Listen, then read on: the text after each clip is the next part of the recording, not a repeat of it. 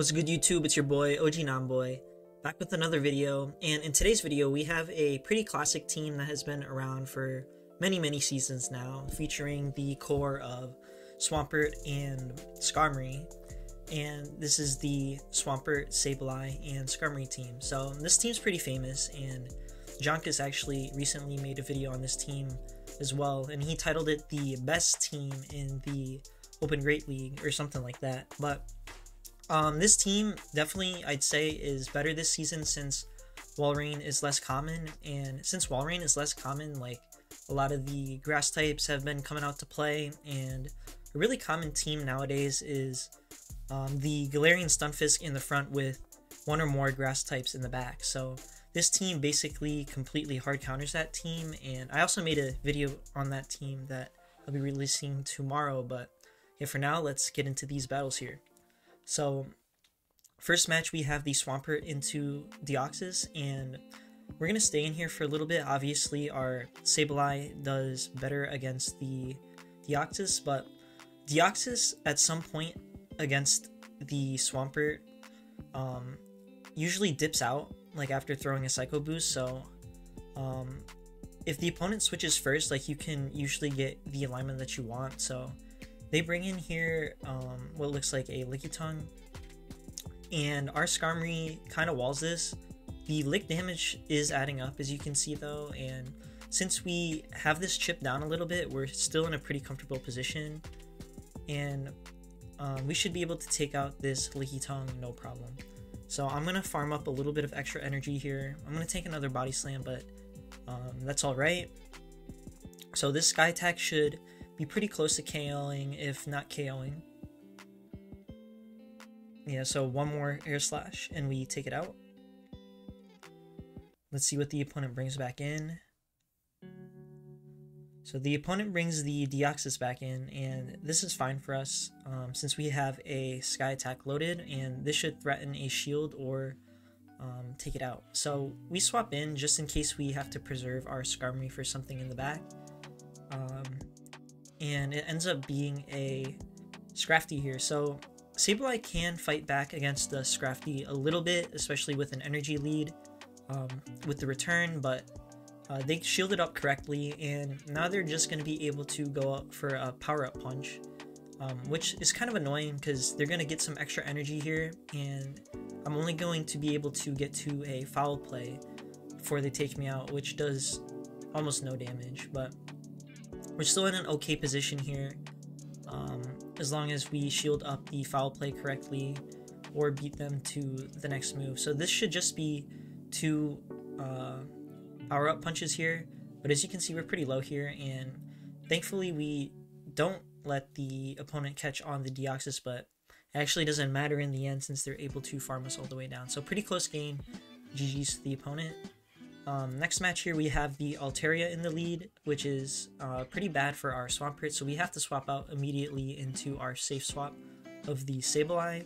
And this Sableye, by the way, is non-XL, but if you have the XL variant, like, that would be preferable, but team's still playable even with a non-XL Sableye. And they shield the return up correctly, so it's very likely that we're not going to be able to get switchback here, which is pretty unfortunate. So this puts us in a really rough spot, and usually Altaria is paired with some sort of steel type in the back, typically a Registeel. So not having our Swampert aligned to that is kind of rough, but the opponent actually decides to swap out there, which is a pretty big misplay. And we're able to take out the Toxicroak since they decide not to shield, and I'm expecting a Registeel in the back now, but they actually have an Escavalier, and since our switch timers are desynced, they can't swap out of this matchup. Like, they're forced to stay in here for a little bit, and their Altaria is already pretty low, and I should be able to take this Escavalier out before their switch timer comes back up. So at this league, like in the Great League, the Swampert can KO the Escavalier, especially his Shadow Swampert, with one Hydro Cannon and some Mud Shots. So the opponent knows it's over and they concede the match. GG's to the opponent. Next match here, we have the Medicham lead, and I don't know what the best way to play this lead is. Like, whether I should swap out right away or build it up to an Earthquake or what, but I decide how I'm going to play this out is I'm going to chip it with a Hydro Cannon and then swap into my Sableye here. So the Sableye's met with a Scrafty, and we're probably going to lose switch here, but it's not that big a deal depending on what's in the back, so we'll just have to see. We're going to see if we can get this return off.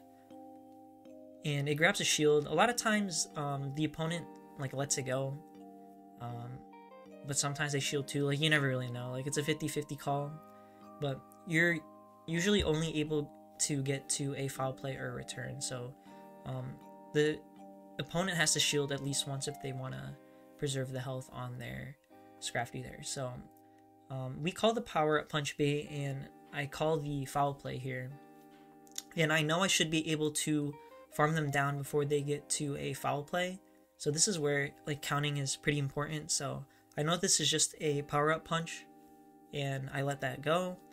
So we'll see what the opponent brings in here, and now they bring in the Bastiodon. So this game's basically over since our Swampert has way too much like ground to cover. Our Skarmory is basically useless at this point, since even, you know, if we're able to take out this Medicham, our Skarmory is not going to have much play, if any at all, against the Bastiodon, and we're not even going to get into that scenario anyway, since the Medicham here is going to take us out. So GG's to the opponent. I top left right out of there. So next match we have the Swampert into the Stunfisk, and this is a very favorable lead for us, and this is one of those teams I was talking about where you have the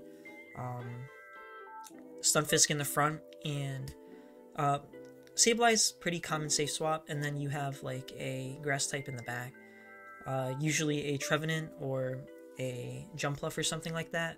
But I know I have to retain switch here, so I throw a Hydro Cannon first, since it only takes like 5 mud shots to get to the Hydro Cannon, and since they shield, like, I know that my Sableye now can outpace their Sableye, especially up a shield.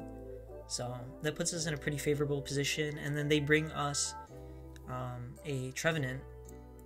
So now we can align our Skarmory to this, and then we have our Swampert for the Stunfisk in the front, so the opponent knows it's over and they concede the match. Next match we have Skarmory lead into our Swampert, and this is okay for our Swampert. Like, our Hydro Cannons do a lot of damage. I usually like to build up to 7, so for optimal timing before throwing, and then I want to get out of there at some point so I don't have to like spend both shields, but I'll spend one at the beginning, and we'll see if the opponent wants to shield or let this go. So the opponent decides to let it go, and they bring in their own Sableye, and I bring my Sableye in, and a little bit like questionable of a choice, but if they had a harder counter, like, they're gonna swap into it. So they swap into Diggersby, and we're in a pretty good position now, since our Skarmory should be able to take care of the Sableye, and our Swampert wants to see this Diggersby here.